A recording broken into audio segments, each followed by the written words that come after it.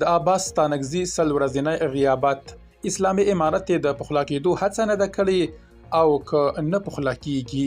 بشپړ جزئیات په همدې ویډیو کې تر پایه کتلی شئ. درنو لیدونکو ستړي مه شئ. څه باندې 100 ورځې کېږي چې د اسلامي امارت د بهرنیو چارو مرستیال وزیر د نجونو د زده کړو پر بندیز له نیوکو وروسته له هېواده وتلی او لا هم بیرته نه دی راستون شوی. نه اسلامي امارت د هغه د پخلا کولو هڅه کړې او نه هم د شیر محمد عباس ستانکزي غیابت ته جدي غبرګون ښودل شوی. ښاغلی ستانکزی د 1403 لمریز کال د سلواغي پر 8 د اسلامي امارت مشر لخوا د نیولو د حکم تر خپرېدو وروسته له افغانستانه وتښتېد او ویل کېږي چې دم ګړۍ په متحده عربي اماراتو کې اوسېږي.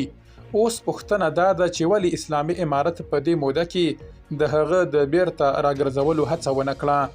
د ولسواکۍ یو شمېر چارواکي او د سیاسي چارو پوهان په دې باور دي چې اسلامي امارت له پیل څخه پر شیر محمد عباس ستانکزي بې باوره و او د دې بې باورۍ لوی لامل دا دی چې نوموړي د اسلامي امارت د نورو چارواکو په څیر د پاکستان په مدرسو کې زده کړې نه دي کړې او د هغوی په شان مولا نه دی. ځینې نور بیا په دې باور دي چې په اسلامي امارت کې د عباس ستانکزي شتون او نشتون مهم نه دی ځکه نوموړی د نورو چارواکو په څیر نه د افغانستان په کچه نفوذ لري او نه هم د بهرنیانو د پام وړ دی. رحمت الله نبیل وایي عباس ستانکزی د اسلامي امارت له هغو غړو څخه و چې د مشروعیت جوړونې او د نړیوالو خبرو لپاره ډیره ګټه ترې واخیستل شوه په ځانګړي ډول د دوحې د خبرو پر مهال.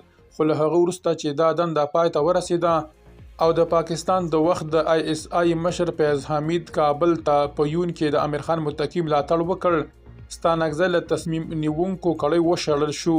نوموړي تمه درلوده چې د بهرنیو چارو وزیر بشي، خو دا هیله ناهیلۍ ته واوښته.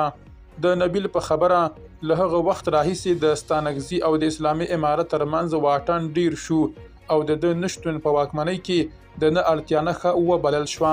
اسلامي امارت د ده د بیرته فعالېدو لپاره نه جدي اراده درلوده او نه باور، ځکه دی د هغه ذهني جوړښت استازی نه و چې اوسنی نظام ورباندې ولاړ دی. درنو لیدونکو له مالتیا مو مننه.